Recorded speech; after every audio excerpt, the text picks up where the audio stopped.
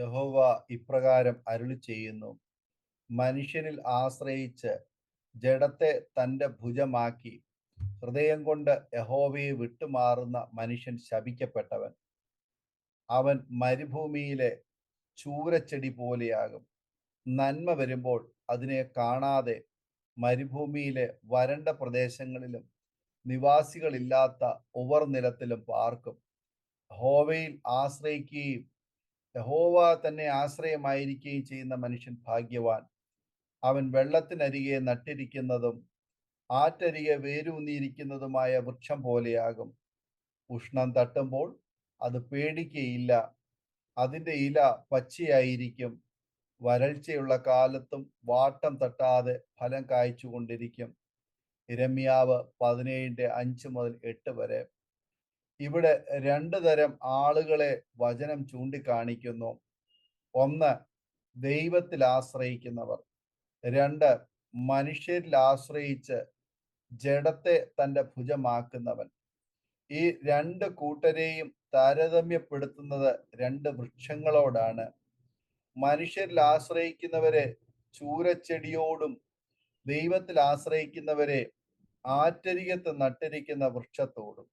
മനുഷ്യരിൽ ആശ്രയിക്കുന്നവർക്ക് ഒരു വളർച്ചയും ഇല്ല. അവർ പ്രയോജനമില്ലാത്ത മുരടിച്ച ചൂരച്ചെടി പോലെയാണ്.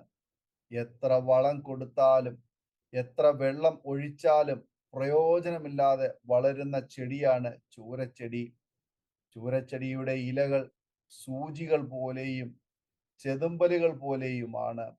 മാത്രമല്ല, ഈ ചെടികളിൽ പലതും വിഷമുള്ളവയും ആണ്. ദൈവത്തിൽ ആശ്രയിക്കാത്തവർ മരുഭൂമിയിൽ വളരുന്ന ചൂരച്ചെടി പോലെ എന്ന് വചനം പറയുന്നു. മരുഭൂമി സാത്താന്റെ പ്രതീകമാണ്. യേശുവിനെ പിശാച് പരീക്ഷിച്ചത് മരുഭൂമിയിൽ വച്ചാണ്. ആഹാബിനെയും ഭാര്യ ഇസബേലിനെയും പേടിച്ച് ജീവഭയത്താൽ അഭയം തേടി ഏലിയാവ് ഒളിച്ചത് ചൂരച്ചെടിയുടെ തണലിലാണ്. ദൈവത്തിൽ ആശ്രയിക്കാത്തവർ വെറും ചൂരച്ചെടി പോലെ. അതിന് മുകളിലോട്ട് വളർച്ചയില്ല. പ്രയോജനമില്ലാത്ത ഈ കുറ്റിച്ചെടിയെ പോലെയാണ് ദൈവത്തിൽ ആശ്രയമില്ലാത്തവർ. എന്നാൽ ദൈവത്തിൽ ആശ്രയിക്കുന്നവർ ആറ്റരികത്ത് നട്ട വൃക്ഷമാണ്. അത് നീതിസൂര്യനായ ദൈവത്തെ നോക്കി മുകളിലേക്ക് വളരുന്നു. ധാരാളം വളവും വെള്ളവും സൂര്യപ്രകാശവും ആറ്റരികത്ത് നട്ട വൃക്ഷത്തിന് ലഭിക്കും. അതിനാൽ ആ വൃക്ഷം സമൃദ്ധിയായി ഫലം കായ്ക്കും. ദൈവാശ്രയത്തിലും വചനമാകുന്ന വളത്തിലും പരിശുദ്ധാത്മാവാകുന്ന ജലത്താലും പരിപോഷിപ്പിക്കപ്പെട്ട് ദൈവാശ്രയത്തിൽ ജീവിക്കുന്ന വ്യക്തി എന്നും ഫലം കായ്ച്ചു കൊണ്ടിരിക്കും.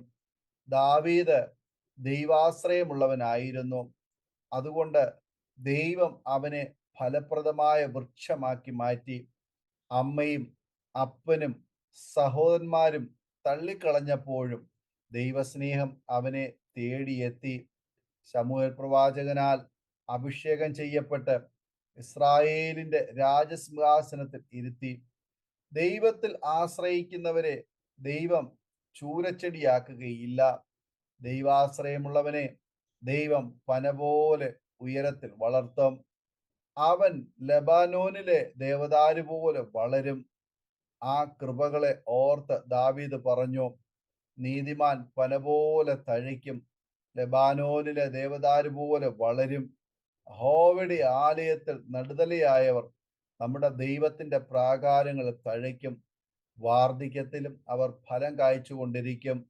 അവർ പുഷ്ടിവച്ചും പച്ച പിടിച്ചും ഇരിക്കും എന്ന് 92-ാം സങ്കീർത്തനം 12-14 വാക്യങ്ങൾ നാം വായിക്കുന്നു.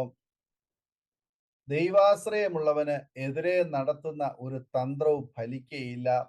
ഒരനർത്ഥവും അവർക്ക് ഭവിക്കയില്ല. യാക്കോബ് തൻ്റെ ഓരോ ഗോത്രങ്ങളെയും പേര് പറഞ്ഞ് അനുഗ്രഹിക്കുന്നതായി ഉൽപ്പത്തി പുസ്തകം 49-ാം അധ്യായത്തിൽ നാം കാണുന്നു. യഹൂദായെ ബാലസിംഹമെന്നും ഇസ്സാഖാറിനെ അസ്ഥിബലമുള്ള കഴുതയെന്നും പേർ വിളിച്ച യാക്കോബ് ജോസഫിനെ വിളിച്ചത് ഇങ്ങനെയാണ്: ജോസഫ് ഫലപ്രദമായോരു വൃക്ഷം, നീരുറവിനരികെ ഫലപ്രദമായോരു വൃക്ഷം തന്നെ. അതിൻ്റെ കൊമ്പുകൾ മതിലിന്മേൽ പടരുന്നു. ഉൽപ്പത്തി 49:22. മനുഷ്യരിൽ ആശ്രയിക്കാതെ ദൈവത്തിൽ ആശ്രയിക്കുക. പരിശുദ്ധാത്മാവായ നീരുറവയാൽ വളരുന്ന വൃക്ഷം വളരും, പടരും. ഒരു വൃക്ഷവും തനിക്ക് വേണ്ടി വളരുന്നില്ല, അത് മറ്റുള്ളവർക്ക് തണലേകി വളരും.